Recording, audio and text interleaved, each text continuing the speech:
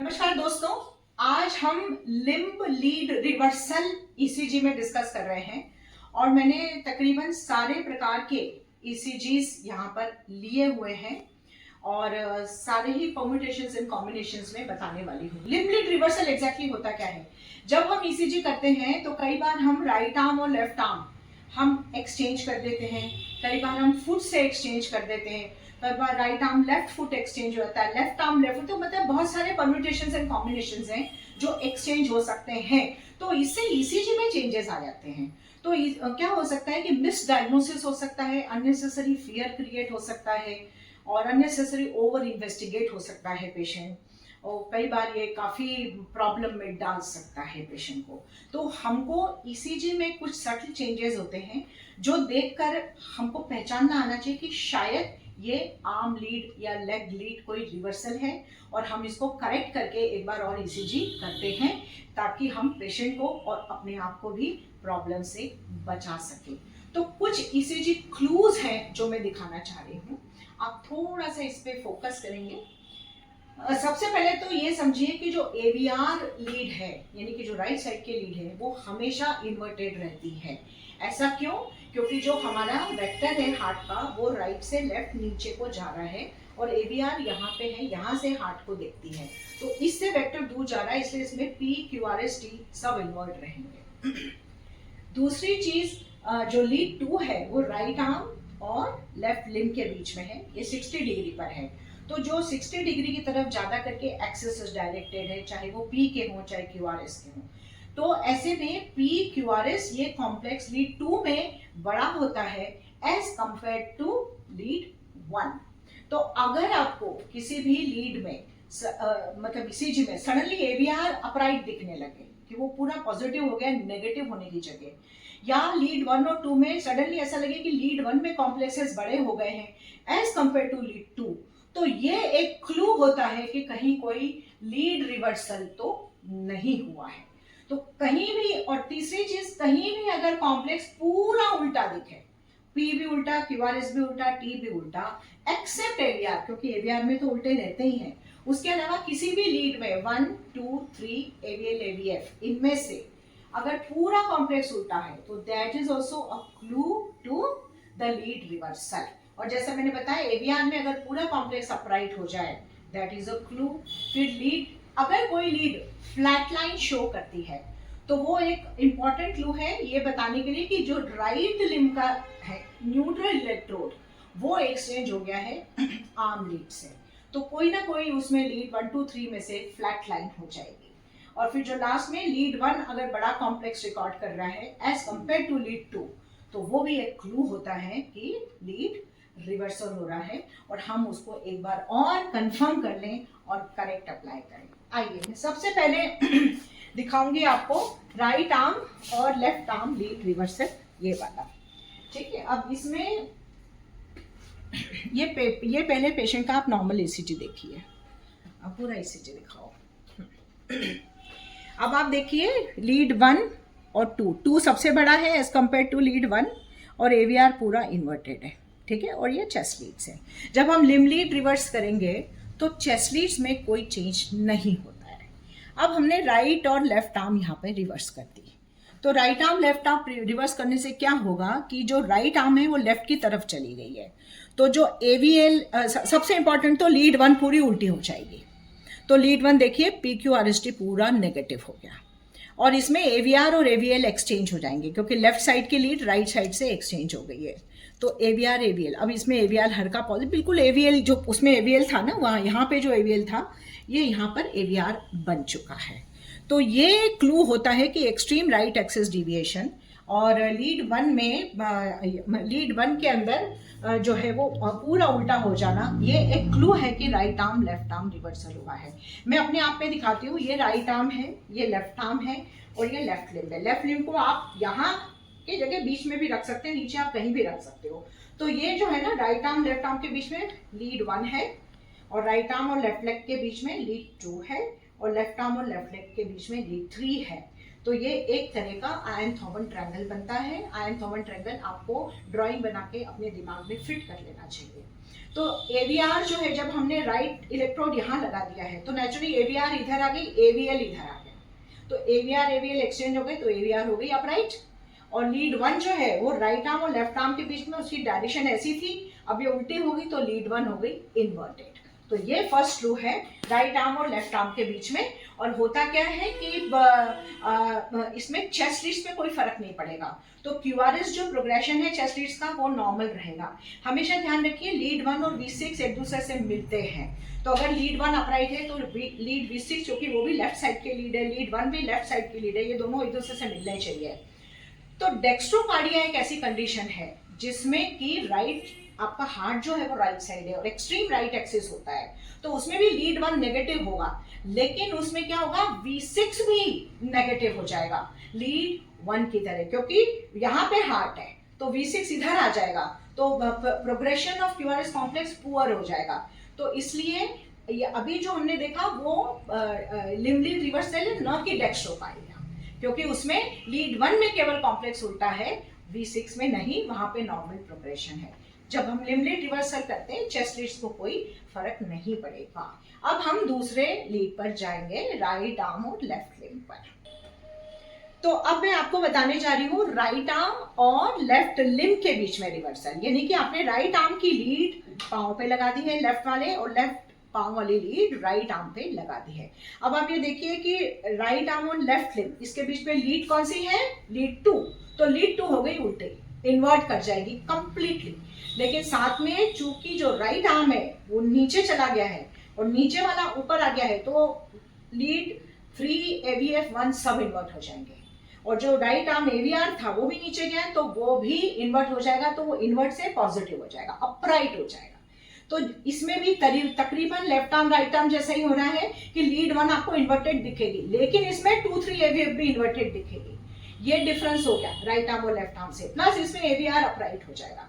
अब इसमें कौन सी लीड नहीं बदलेगी, वो है एवीएल, क्योंकि उसको हमने छेड़ा ही नहीं है। तो प्लीज आप ईसीजी में दिखाइए कैसे दिखेगा। पहले ये नॉर्मल को ढंग से देख लीजिए आप, ठीक है।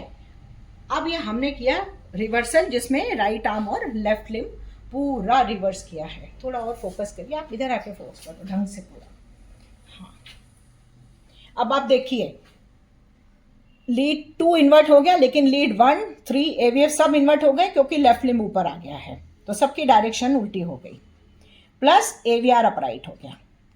अब हम सोचेंगे कि पूरा कहीं डेक्स्ट्रोकार्डिया तो नहीं है, तो लीड 1 और V6 ये देखिए मिलता नहीं है ना, ये मिलना चाहिए था, डेक्स्ट्रोकार्डिया में ये सब छोटे हो जाएंगे, तो ये नहीं है। इसका मतलब ये लिम्ब लीड रिवर्सल है राइट आर्म और लेफ्ट आर्म, और एवीएल में कोई बदलाव नहीं आया। देखिए एवीएल यहाँ का देखिए और नॉर्मल वाले का देखिए, एवीएल में कोई बदलाव नहीं आया है। और ये आयन-थॉमन ट्रायंगल पे भी एक बार फोकस करिए नेगी जी, ये आयन-थॉमन ट्रायंगल आपके दिमाग में होना चाहिए कि राइट आर्म लेफ्ट आर्म के बीच में लीड 1 है, राइट आर्म लेफ्ट लिम्ब के बीच में लीड 2 है, और लेफ्ट आर्म लेफ्ट लिम्ब के बीच में लीड 3 है, नहीं बदले।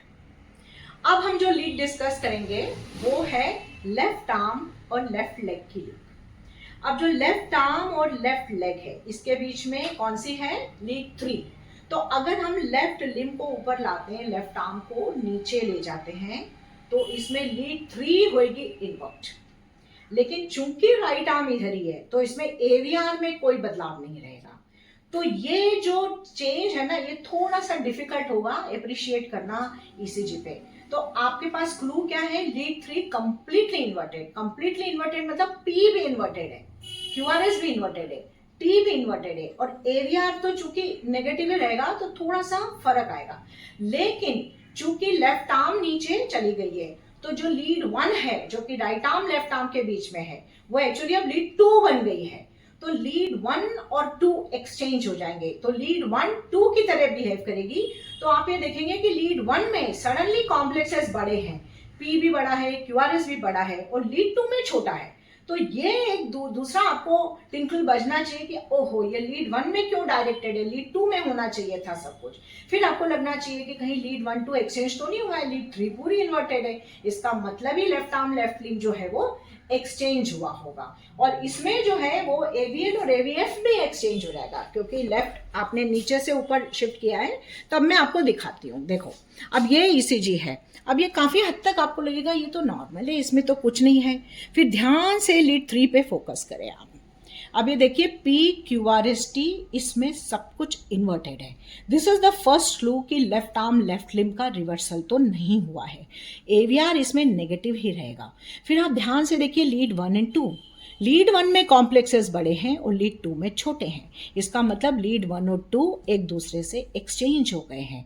फिर तीसरा AVL AVF देखिए, ये भी एक्सचेंज हो गए। So this is all suggestive of left arm and left limb lead reversal. आप एक बार और नॉर्मल देखिए कंपैरिजन के लिए। ये देखिए, अब नॉर्मल में AVR इन्वर्टेड है, उसमें भी है, लेकिन लीड 3 इसमें अपराइट है, उसमें इन्वर्ट हो गई है। और लीड 1 इसमें छोटी है और 2 बड़ी है, जो एक्सचेंज हो गई थी। इसमें AVL छोटा है और AVF बड़ा है, उसमें AVL बड़ा हो गया क्योंकि ये एक्सचेंज हो गए और AVF छोटा हो गया। एक बार और दिखाइए AVL AVF की तरह, ये देखिए, है ना। और साथ में लीड 1 बड़ी हो गई है। तो लीड 3 अगर कंप्लीटली इन्वर्टेड हो और लीड 1 सडनली बड़ी लगे एज कंपेयर टू लीड 2, तो ये क्लू है कि आपका लेफ्ट आर्म और लेफ्ट लिम्ब जो है वो रिवर्स हुआ है। अब नेक्स्ट हम डिस्कस करने वाले हैं जो न्यूट्रल लीड है, राइट जो है पाँव की, उसको जब हम हाथों से एक्सचेंज करते हैं तो क्या होता है। Stay tuned. ओके, अब हम डिस्कस कर रहे हैं जब हम न्यूट्रल लिम्ब लीड को ऊपर लाते हैं। तो सबसे पहले हम डिस्कस करेंगे राइट आर्म और राइट लेग। अगर हम राइट लेग को राइट आर्म की जगह ले जाएंगे और राइट आर्म को हमने राइट लेग की जगह रख दिया। अब आप देखिए राइट आर्म नीचे है और उसके साथ पैरेलल में कौन सी आर्म है, लेफ्ट लिम्ब। तो राइट आर्म और लेफ्ट लिम्ब के बीच में, चूंकि वो एक ही जोन में आ गए, पैरेलल हो गए, तो इनके बीच का वोल्टेज डिफरेंस हो गया 0। तो वो लीड जो राइट आर्म और लेफ्ट लेग के बीच में है वो 0 पोटेंशियल रिकॉर्ड करेगी, तो वो फ्लैट लाइन हो जाएगी। अब राइट आर्म और लेफ्ट लेग के बीच कौन सी लीड होती है, राइट आर्म लेफ्ट लेग के बीच लीड 2।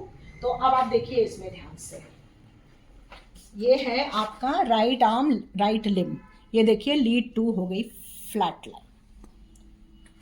तो जब भी न्यूट्रल लीड को हम ऊपर नीचे करते हैं, एक लीड फ्लैट हो जाती है।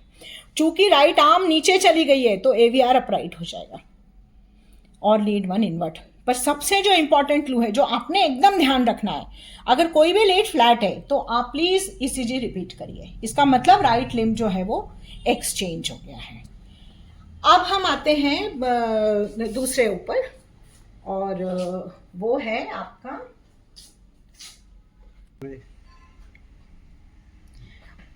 ओके, अब हम दिखाएंगे लेफ्ट आर्म और राइट लिम्ब के बीच में रिवर्सल। अब आप इसको ऐसे समझिए कि जैसे आपने राइट लिम्ब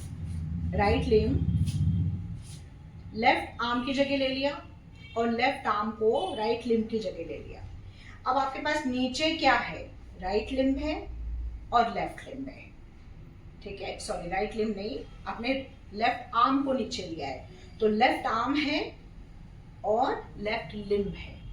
तो लेफ्ट आर्म और लेफ्ट लिम्ब, इसके बीच में कौन सी लीड है, लेफ्ट आर्म और लेफ्ट लिम्ब के बीच में लीड 3। तो अब चूंकि लेफ्ट आर्म और लेफ्ट लिम्ब पैरेलल एक दूसरे के हैं, इनका वोल्टेज डिफरेंस हो गया 0, तो lead 3 will record a flat line, ठीक है। तो जब भी हम राइट लिम्ब को, अब इसमें दिखाइए नेगी जी प्लीज, आराम से फोकस करिए इसको। जब भी हम राइट लिम्ब को लेफ्ट आर्म की जगह ले जाएंगे और लेफ्ट आर्म नीचे चला जाएगा, तो लीड 3 विल बी फ्लैट। तो ये फ्लैट हो गई, तो आप समझ लीजिए राइट लिम्ब एक्सचेंज हुआ है और तुरंत ECG को रिपीट करेंगे आप, ठीक है। अब हम नेक्स्ट पर जाएंगे। डिस्कस करने वाले हैं वो दोनों हाथ हम नीचे ले जाएंगे और दोनों पैर हम ऊपर ले आएंगे, ठीक है। तो हमारा न्यूट्रल लीड ऊपर आ गया है और दोनों हाथ राइट लेफ्ट नीचे चले गए। अब अगर दोनों हाथ नीचे हैं, राइट आर्म और लेफ्ट आर्म, तो उनके बीच में वोल्टेज डिफरेंस हो गया 0, और राइट आर्म लेफ्ट आर्म के बीच में लीड कौन सी होती, लीड 1। तो इसका मतलब जब हम दोनों हाथ नीचे ले जाएंगे तो लीड 1 जो है वो फ्लैट लाइन रिकॉर्ड करेगी। अब ये देखिए, इसमें ये बायलैटरल लीड रिवर्सल है, इसमें ये लीड 1 फ्लैट लाइन रिकॉर्ड कर रही है। तो जैसे ही lead one flat line record करेगी, आपको पता होना चाहिए कि ये न्यूट्रल लीड रिवर्स हुआ है। अब हम इस पे आते हैं कि अगर हमने लेफ्ट लिम्ब और राइट लिम्ब को रिवर्स किया तो क्या होगा। अब आप देखिए, जो राइट लिम्ब है और लेफ्ट लिम्ब, राइट तो न्यूट्रल है, अब हम इस न्यूट्रल को कहीं भी रख सकते हैं इस पूरे जोन में। तो अगर हम इनको एक्सचेंज भी कर दे तो क्या आयन-थोवन ट्रायंगल डिस्टर्ब होगा? नहीं, आयन-थोवन ट्रायंगल तो डिस्टर्ब ही नहीं होता है, चाहे हम राइट लिम्ब को यहां रखें चाहे उधर लिखें। तो इसका क्या मतलब है, ईसीजी में कोई बदलाव नहीं आएगा। तो अगर कोई पांव का राइट या लेफ्ट चेंज भी कर दे तो it doesn't make a difference. अब आप इसमें देखिए, ये नॉर्मल ईसीजी है, ठीक है, और अब ये नीचे वाला देखिए, ये दोनों पैर जो हैं वो एक्सचेंज हुए हैं, but the Einthoven triangle is not disturbed, क्योंकि आयन-थोवन ट्रायंगल हमारा ऐसा का ऐसा ही रहेगा, राइट आर्म, लेफ्ट आर्म और लेफ्ट लिम्ब। हम उसमें एनीवे हम राइट लिम्ब को काउंट नहीं करते। तो ये सारे आज के लिम्ब लीड रिवर्सल हैं। आई होप जो पॉइंट्स मैंने बताए वो आप दिमाग में रखेंगे, और ये सारे technicians, medical students, even physicians should keep that in mind. Always keep a record of और picture of image of Einthoven triangle in your mind, and you can do it on your own body also, और ताकि हम gross mistake से बचें, और अगर वो हमसे होती हैं तो हम उनको रेक्टिफाई तुरंत कर सकें। Thank you so much, take care, God bless.